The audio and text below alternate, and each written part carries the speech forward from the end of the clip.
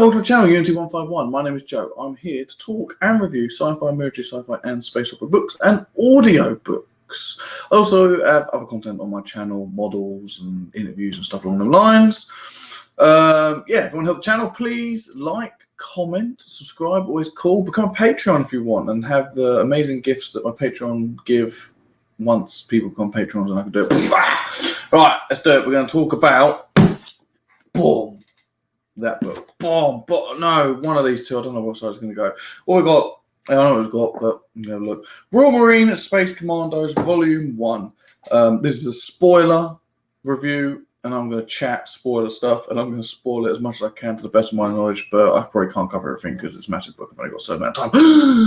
I am going to read the blurb on the back, and once I read the blurb on the back, do my utmost best, and then we're going to push on with the 5 categories that I like about books. There's obviously Commandos, which come out first. There is a link somewhere. That's the first review I've done ages ago, one of the first videos. So if you want to go watch that, do. Mock me. I don't care. But so this book, there's Commandos.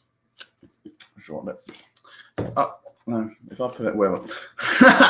There's Commandos, which is the first book, which was a novella. Then he's brought out, Jon and James brought out Guerrilla. And I think they combined the two to make one actual big book, because I believe Guerrilla Commandos is a yay small book. I don't know, something like that. I thought that line's maybe a bit, I don't know about yay big or something like that. About smallish. And then Guerrilla was this big, and they combined two together to make one wholesome book. Because that was something that I had a problem with the first book, was I paid £10 for a tiny little book. So I was on my camera. Tiny little book, which much as good as the book was, it's quite expensive what it was. And this book probably costs maybe a little bit more because it's a chunky book. There's a lot. It's bad. Anyway, boom. We're going to read the back. Oh, let's read the back. I'm not going to read the Commando one. I did in the non-spoiler one, but I'm not going to read the Commando one. I'm just going to read the Guerrilla. Watch Commandos. Go watch the first Commandos one. Then come back. You know everything, because that's a full long ramble about everything that happens back in the days before I had a vague idea what I was doing. Not that I even got an amazing idea, but whatever way we're going to go into it. Guerrilla. A ruthless invasion, an outmatched colony, a commando's last chance offensive. Lieutenant Warden just barely survived a relentless attack on New Bristol colony. The Royal Marine Space Commandos has orders to defend his post until support arrives. But when Lieutenant Warden learns of a nearby enemy base that could wipe out far more than the colony, his mission transforms from protective to suicidal. It doesn't go suicidal. It doesn't. I feel like they know what they're doing. To save countless lives, Lieutenant Warden must raid an unstoppable enemy and take out one of the most powerful warships in the galaxy. No pressure or anything. Avoiding huge walking tanks and technology far beyond their own, the Royal Marine Space Commandos, the RMSC, has one chance to get this right. Can Lieutenant Warden pull off the incredible, or will losing the battle cost them the war? Yeah, there we go. That's the blurb. I'm going to talk about the 5 categories, and then I'll talk about the below again, because that's the way I've got it written on my script here for some reason. So I'm going to do that. 5 categories are story and world building, characters, battles, technology, and the machines of war, which are tanks, spaceships, armored suits, any other technologies, and then aliens and or who the enemy are. That's the thing. So we'll talk about them in a moment. But first, we're going to talk about the blurb. No, we're not. We're going to talk about what I thought about the book. So, right at the beginning, left and right. So, I liked the book. The book was good. I liked how it first kicked off with the first little battle that you see from the enemy's point of view. That was good. Then it sort of dragged a bit before the next battle or anything sort of kicked off. Could have started with like a little skirmish from the enemy's point of view. I was sort of pumped. I was like, whoa. And we find out who the enemy are. I believe you do. Pretty much. They even talk about it. Yeah. But no, it's basically these guys turned up in the first book. attacked the city. The Royal Marines popped up and they're cloning things. So the aliens turned up, attacked the planet, attacked the city, all going on. This is the first book. Royal Marines turn up to counter them, fighting, so on and so forth. That's pretty much the first book. Second book, they're on the retreat now. They're leaving to find this cave, which is called Fort something. I can't remember what the actual Fort Y or Fort something. There's plans they're going to retreat. The aliens turn up with a big fleet, bombard the planet to kill them, but they want the planet. The Marines have got called back up. Think 3 ships are coming, but they can take like a week or 2 or something like that. That's pretty much it. So they've just got to survive. They've got to survive, do some counter attacks, just keep the enemy on their toes until the other lot turn up. That's pretty much it, really. A lot happened. A lot happened. We'll dig into it. We'll get into all in the categories. We're going to talk about them into more detail. Story and world building. Overall, it's a successful build on the world. The story also is good. You expand from Commandos a lot more. I understand what's going on in the book. I know the plans, everything that everyone's doing. So the story progresses fine. I'm happy with how the story progressed overall the entire book. My only one issue, and it's just me, is, again, the first battle kicked off. This first battle starts from the point of view of the enemies. At first you're like, well, what's going on? I had to work out what's going on. Don't know what was going on. I'm trying to work out this thing because the enemy are talking. They're seeing a load of humans walking, and it's like one of their lizard officer people because they're clones. Even the enemy are clones, and they're clones. So like a big tall lizardy is the officer, and a winged one is a sniper, and there's like a big one, small, all sorts of different ones. And like he's saying, like to his other fellow clone lizard man, there's an officer. Why is the officer walking with him? He's not in cuffs. What's going on? Or whatever. And then they shoot one of the women. And shoot them all, big fight, they die, sort of like a bit of like a heroic sort of death, like boom, boom, lizard died. I was rooting for the lizards actually. I wanted the lizard alien dude to actually kill the Marines, just because I was just like a little brief, like whatever. That's how I am. But yeah, so then it turned out that was actually Governor Denmead, who the one who got shot right at the beginning, first chapter, I think, or second chapter, first chapter. It's like, oh right, book's kicking off, we're going down. Denmead's down, she's probably gonna die. They're on the back foot. They're going to get slaughtered till the other lot turn up. Then there's going to be a big bails up, push them out, whatever. They sort of no, it didn't quite happen like that. It sort of dragged a little bit. Of like after that, she's been messed up. Her side, I like having her because even though she got decimated, whatever, she still was like, no, I want to keep going. I've got to help run everything. But it wasn't disbelievable. I liked her as a character and how she was doing all that stuff. So like, with her story and how her little story, her getting back to health and still not controlling or making sure everything doesn't fall apart and keeping on top of all the other counsellors, because some of the counsellors are just pain in the arse, but they're good pain in the arse, you know what I mean? And stuff. So like her little thing was good, but like the rest of it was sort of a little bit slow at first until the battles kicked off. Now it might have just been slow, which I've said in my spoiler one, because it's non-spoiler video. It took me a little while to read through this book, not because of the book, but because I was going slow at the time, just distractions and whatever. I was doing like a chapter a night, chapter every other night sort of thing, and probably why I felt a bit slow. But some of the pages was a bit like, okay, let's get into it. But when it got into it, it's good. You did get quite a few bits of nice info bombs going on what's about the enemy, the aliens, world building stuff. You meet some characters in this time, and some of the characters are gems, which I'll talk to. I really like some of the characters, the newer ones, and the way they with Jon and James built on the existing characters was good.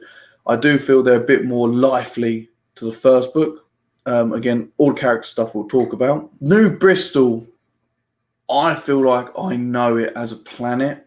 They've done a really good job with the drones flying around, expanding, showing you everything of the planet. So like when all these battles are going on, they've got to go over this place, that place, all this. It really, I don't know, they just did a really good job with it. And I feel like I know the planet. So it's a New Bristol, the planet has been expanded for the world building side of stuff.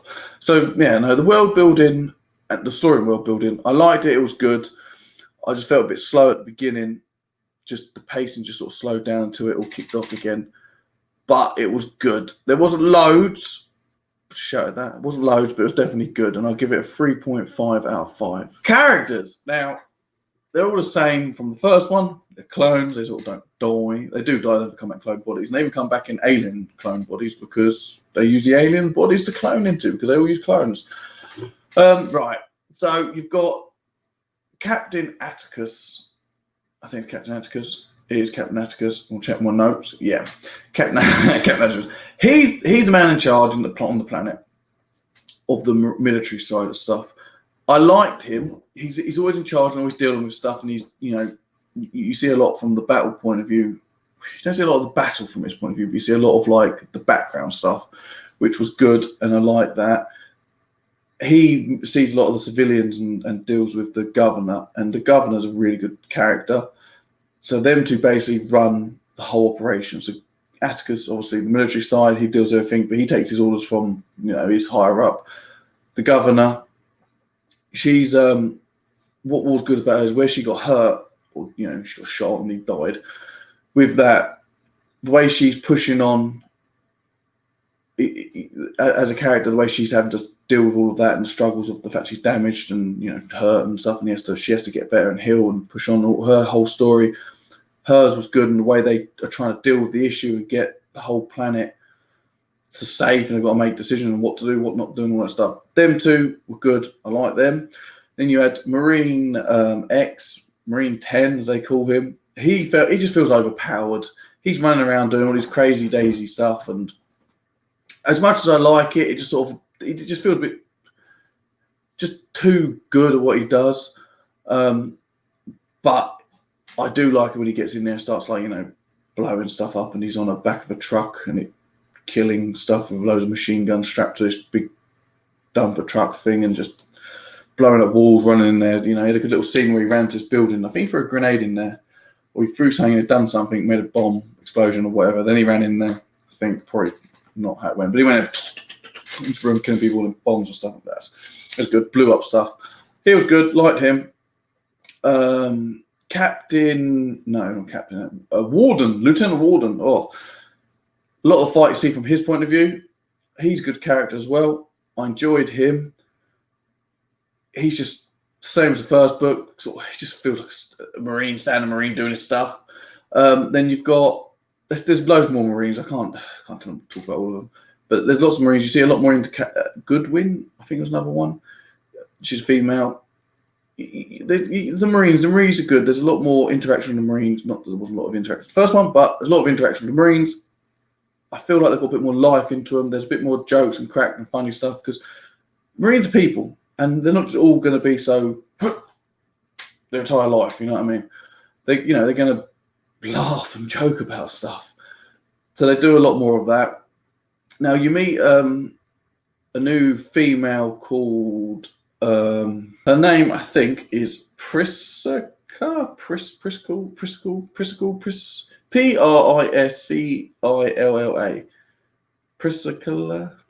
I can't pronounce it. I'm terrible. Do you know, someone will say, "Oh, it's blah blah blah," and I'll be like, that makes sense. Oh. Right, so she's I think she's about 15 or something. So you've got these civilians, teenagers, who do this drone racing, and they basically they're really good drones and stuff like that. And the Marines and all of them they need more drones made, and they need people to operate the drones and scout around and map out the entire area and stuff to try and find the Deathless, because Deathless is what the enemy are called. So they come to her because she's like one of the best at doing droning. And so she's like a bit stubborn, typical teenage sort of girl, you know, moody cow, you know. But she decides to do it. She helps them out, and all the other teenagers, younger ones, older ones, they all get in and help them out. She has a little drama with some of the other teenagers, which sound teenage drama in a military sci-fi book. I don't know, but you know what? It's quite funny. I liked it. It definitely brought a bit of lightness to everything, and I like the way Jon and James dealt with her character, and she's actually kind of one of my favourite characters. Even though you don't see much of them, and I would have liked to see more of her and the militia side. But so I've got my hands on it then. So she's got this problem with this one guy. I think he's called Luke. or Adam. He could be called Luke Adam, you know. This one guy, teenager, older than him, some of the boys, they don't really want to help, so they're just like playing games, not hitting their quotas, doing their job they got to do. And she goes find another Marine to try and find a real hard nut Marine to come and, you know, the worst Marine to come and whip these boys into shape. And then basically finds, comes across Marine X in the end. And he's like, at first he's like, you know, what do you want? And she's like, I want to talk to you about stuff. And he's like, oh, I don't know if I'm the right person to talk to about that. Like, he's thinking about something like, I think it's like silly. Then he's like, someone's like talking about, you've got gambling problems. I can't deal with, like, you know, something like that. Something, some real funny little drama bits happen. Wait, the Marine X comes, helps him out. So he devised a little plan that, like, because he was boasting before how he could fight and he could do all these things, but he just doesn't, all that stuff. So Marine X turns up like, we'll call him Dave, I can't remember his name. So Dave, you, I don't know, he gets them all to line up or something, and he's like, Dave, I see you're joining up. And he's like, what? No, I've got it here. Enlistment, you want to join? Yeah, good on you, mate. He's like, no, I don't want to do it. And then, like, all these other little mates, he's doing the same. Like, you're all going to join up. Perfect. He's drilling them, giving them a bit of hardship. One of them pees himself, I think he might be sick, or he pees himself. And he just gives him a right hard, like, you know, whoop ass through intimidation and stuff. And in the end, they decide to help and, you know, do their job, hit their quotas, and it all works out. But it was really good, nice. I did like that little story, tiny little story bit going on with them, for them characters, because again, you meet the new characters. There's a lot more flavour and life to this whole thing. You have some of the militia. I think one. I can't remember. There was these two militia guys you see the most. I really like them, even though, again, such a small part of the book. But the way the militia were fighting, I really connected to them more than the Marines, because the Marines were so good at what they'd done. These militia guys had such an uphill struggle, which I liked. I'm pretty sure that's all the characters. No, that's it. I'll give that a 4 out of 5. The characters were good, especially the newer characters. They really built on it. You build on they've built on the Marines. They seem a bit more looser and more, not chatty, but a bit more real. You know, not so like professional robots that always just plank, you know, bits of wood. The Marines definitely feel good characters to talk a bit more. There's a lot more funny stuff, and with the civilian lot, the newer characters, the whole pool of the characters is good. And there's a lot of characters, actually. There's quite a few of them in this book. Yeah, that's good. No, 4 out of 5. All right, the battles. We're going to talk about the battles. That's what I like. First battle, cracking. Like I said, you have point of view from the enemy side, fighting. They're sort of like, they're fighting the Marines. They take out Denmead. She obviously don't die. Take out her. Fight the Marines. They end up dying in the end, and I was rooting for them, because, you know, they're sort of doing, and the mates died, and they were shooting around, and it all went downhill, and they all died. But I really like that. Good battle. Really kicked off the book, and that's kicked it off. You have space battles where I think it's 3 ships versus 3 ships, maybe. No, 1 ship versus 3. I don't know what kind of numbers were. But there's a bit of space battles. You don't see it in great detail, but you do see the ship battles. There's like it's like a mech can thing, they call it. It just reminds me of the Warhammer killer cans. But I don't think it looks like that. You got a good battle against them, which the militia have to deal with. And Atticus, I think, might be there as well, because he'd had a bit of a fight. There's fighting in cities, in a couple bases, in the desert, I think, and they're on like a truck shooting, and there's fighting in ships and out of ships. There's loads of fighting all over the place. Lots and lots of fighting, lots of battles. It was good. I enjoyed it. Again, good battles. 4 out of 5. Technologies and machines of war. Stretch. There's loads. You've got everyone's got clones. This is clone world. That's the only thing I dislike is they're just clones. Like, there's no real death. But, you know, I'll get with it. It's good. So the clones. Everyone's got clones. Lots of clones. There's armor, power armor. Everyone's got suits. There's suits. New weapons, vibrating daggers. There's vibrating swords. Yeah, that's good. Drones. new drones, ships, no tanks. Oh, I wish it was tanks. They even spoke about tanks. There was no tanks. They've got weapons. Not as many newer weapons, I don't believe. But the biggest standout thing for me is the drones. What they've done with the drones. So we have drones in the world. You would use drones to scout enemies. You know what you're doing. They use drones in this, but the drones are always evolving. So the teenagers are always making new drones, and so you see different variety of drones that do different jobs and stuff. And with the drones, they're quite vital because they scout out the enemy bases and find all this stuff that they would never have found, which in what progresses the story forward. They make a new drone to carry stuff. So they drop like a radio box thing for the militia, which help some food and some ammo and stuff to help the militia, which is something I should have said in the battle thing I'm going to say about now. There's a battle going on. So the militia are fighting these deathless troops, and they drop this stuff down for them. And this one drone, I think it's pink, and it's got its music on. So this drone's flying around, blaring this horrible like teenage music out, and it's dropping glitter everywhere. And it's just making a mess over Deathless, and Deathless are like running around because they can't deal with this music, and then the militia are actually allowed to advance up and kill them, and that they hate the noise as well.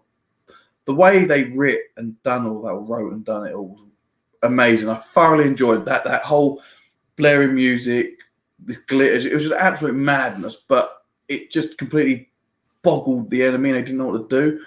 So that's part of we're going to pick that up and put that in the battle section. Just present that. Back to the technology and machines of war. So drones are amazing.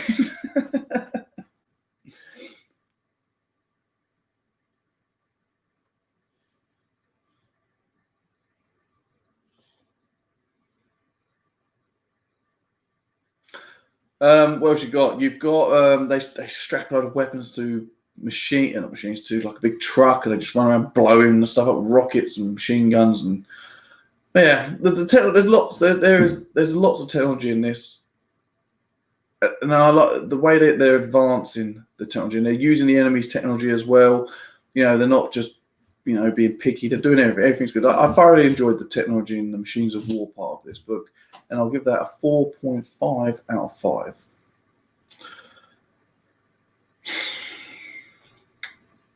Aliens and or who the enemy are. Right, I'm going to spoil it. The Russians.